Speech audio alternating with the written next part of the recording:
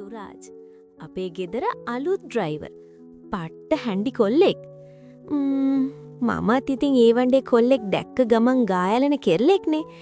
ඉතින් ඩ්‍රයිවර් එක්ක මගේ ඔය ඩිස්ටි ඩිඩින් වැඩේ ගොඩක් හොඳට කරන්න පුළුවන් කියලා මට ලොක්කු ආසාවක් ආවා. ඔයාලත් මට කැමති නම් කමෙන්ට් එකක් දාලා තියන්න. එහෙනම් යමු අපි දෙන්නගේ කතාවට. channel එකේ reach හොඳටම බහැල නිසා like එකක් දාගෙනම යමු හොඳේ කතාවට. සුරාජ් ගෙදර ඇවිත් තාම මාස 6යි. වැඩි කතා බහක් නෑ. හරි මැඩම්, එපා මැඩම් ඇරෙන්න එයා මට වැඩිපුර වචනයක් කතා කරලා නෑ. ඒත් එයා මාව වාහනේ දාගෙන යනකොට ඉස්සරහා කණ්ණාඩියෙන් එයා මගේ දිහා හොරෙන් බලන විදිහ මම ඕනතරම් දැකලා තිනවා.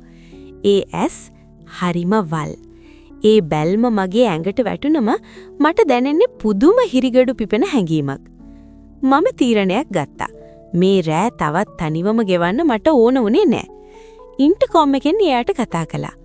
සුරාජ් පොඩ්ඩක් ගේතලට එන්න පුළුවන්ද? මට පොඩි උදව්වක් ඕන. මම එහෙම කියලා රිසීව් එක තිබ්බා. විනාඩි 5ක් යන්න කලින් දොරට ටට්ටු කරන සද්ද ඇහුණා. සුරාජ් දොර කඩ හිටියා.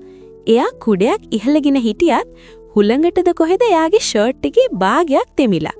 ඒක තෙමිලා එයාගේ ඇඟට ඇලිලා තිබුණ හින්දා එයාගේ පපුවේ තියෙන ශක්තිමත් පෙනුම ලාවට වගේ පේන්න තිබුණා. වැස්ස වතුර බින්දු එයාගේ කොණ්ඩේ දිගේ බේරිලා නළල දිගේ ඇවිත් එයාගේ රළු කම්මුලක් දිගේ පහළට ගලාගෙන යනව දැක්කම මගේ හුස්ම ටිකක් හිර වුණා. මැඩම් මොකද උනේ? ලයිට් ගියාද? එයා ඇහුවා. නෑ සුරාජ්, එන්න ඇතුළට. එයා ගේ ඇතුළට ආවම මුළු සාලෙම අමුතුම පිරිමි සුවඳකින් පිරුණා. වැස්ස සුවඳයි, සිගරට් දුමක පොඩි සුවඳකුයි ඊට වැඩිය එයාගේ ඇඟෙන් එන ඒ ස්වභාවික සුවඳයි එකතු වෙලා. ඒ සුවඳ මගේ නහයට දැනුනම මට නිකන් මත් වෙනවා වගේ දැනුණා. මම එයාට ඩ්‍රින්ක් එකක් හදලා දුන්නා. වීදුරුව දෙනකොට අපේ ඇඟිලි එකිනෙක ගැවුණා. එයාගේ අත රළුයි, රස්නේ. මගේ අත සීතලයි. ඒ ස්පර්ශයේ වෙලාවේ කරන්ට් එකක් වැදුනා වගේ මට දැනුණා. සුරාජ්, ඔයාට බයයිද? මම එයාට තව ටිකක් ලං වුණා. දැන් අපි අතර පරතරය අඟල් ගානයි. එයාගේ හදවත ගැහෙන වේගය මට ඇහෙනවා වගේ. මැඩම්, මේක හරි නෑ. එයා රහසින් වගේ කිව්වා.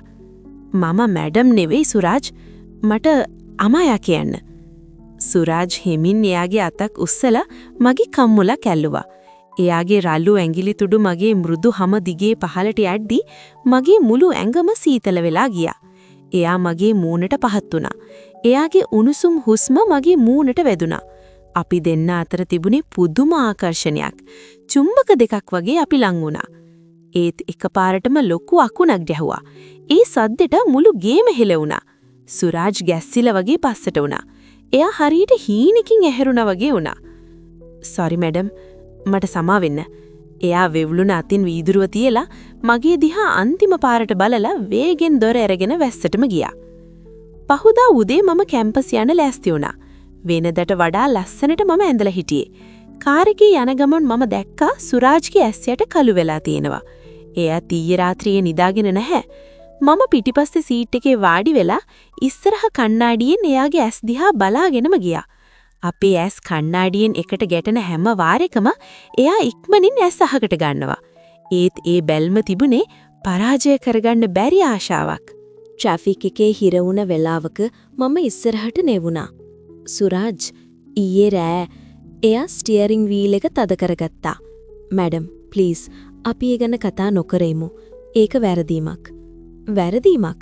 එතකොට ඔයා කියන්නේ ඔයාට කිසිම හැඟීමක් දැනුනේ නෑ කියලාද?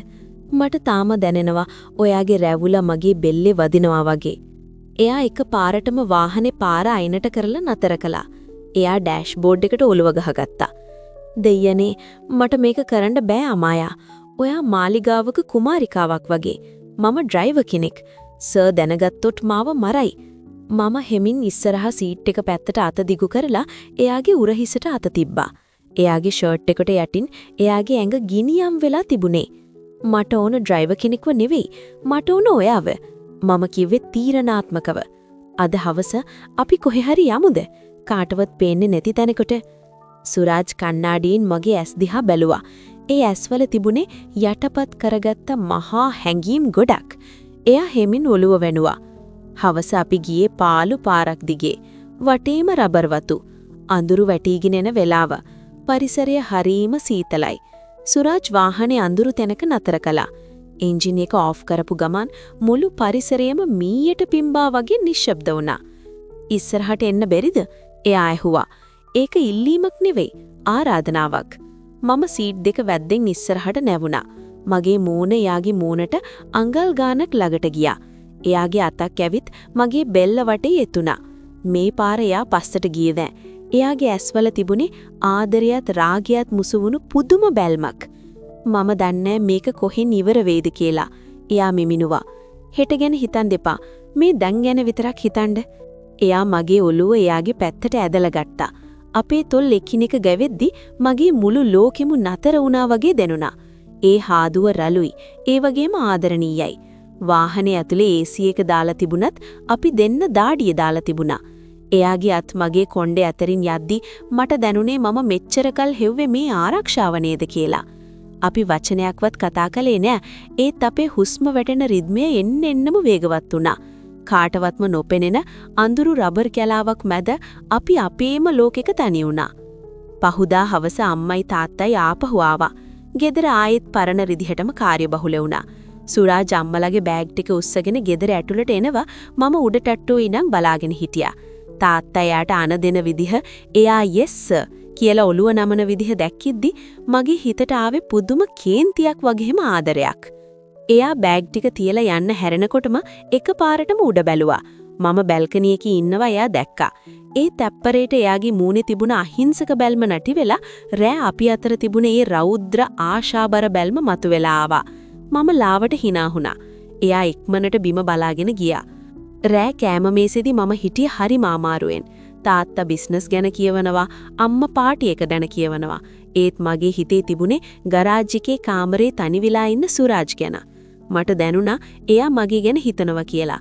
ඒක හරියට අදෘශ්‍යමාන නූලකින් අපිව බෙන්ඩලා වගේ. රෑ 12ට විතරේ මගේ ෆෝන් එක වයිබ්‍රේට් වුණා. "නීදිද? මට පිස්සු වගේ අමායා. ඔයාගේ සුවඳ තාම මගේ ඇඟේ තියෙනවා." ඒ මැසේජ් එක දැක්කම මට ඉවසුම් නැති වුණා. මම හෙමින් කුස්සියට ගියා. කුස්සියේ පිටිපස්සේ දොර ළඟ සුරාජ් හිටියා. මම දොර ඇරලා යාව ඇතුළට ගත්තා. ලයිට් දාලා තිබුණේ නැහැ. ෆ්‍රිජ් එකෙන් එන එළිය විතරයි තිබුණේ. දොර වැහුණ ගමන් එයා මාව කුස්සියේ බිත්තියට හේතු කරගත්තා. "දෙයියනි, මම කොහොමද ඉවසගෙන ඉන්නේ?" එයා මගේ මූණ දෝතින්ම අරගෙන මගේ නළල සිපගත්තා. ඊට පස්සේ මගේ කම්මුල්. එයාගේ අත් මගේ ඉන වටේ ඇතිලා මාව එයාගේ ඇඟට තද කරගත්තා. එයාගේ පපුවේ උණුසුම මගේ තුනී නයිට් ගවුම හරහා මට දැනුණා. මම මගේ අත්යාගේ බෙල්ල වටේ යවුවා. "සුරාජ්, අම්මලා උඩ ඉන්නවා." මම එයාගේ කනට කරලා මෙමිනුවා. "කමක් නැහැ. මට තව විනාඩියක් දෙන්න. මට හුස්ම ගන්න පුළුවන් ඔයා ළඟ හිටියොත් විතරයි." එයාගේ වචන මගේ හදවත පසාරු කරගෙන ගියා. මේක නිකම්ම ආශාවක් නෙවෙයි. මේක ඊට වඩා ගැඹුරු බැඳීමක්. අපි දෙන්න අඳුරේ එකිනෙකාට තුරුල් වෙලා හිටියා. එයාගේ හුස්ම මගේ බෙල්ලට වැදෙනකොට මගේ ඇඟේ මල් පිපෙනවා වගේ දැනුණා. එකපාරටම කුස්සියේ පිඟන් රාක්කේ තිබුණ පිඟන් දෙකක් එකට වෙදිලා ටකස් ගාලා සද්දයක් ආවා. අපි දෙන්න ගැස්සිලා ඈත් වුණා. උඩ තට්ටුවේ කාමරයක ලයිට් එකක් දානවා වගේ පෙනුණා. ගෙදර වැඩ කරන නැන්ද වෙන්නටි.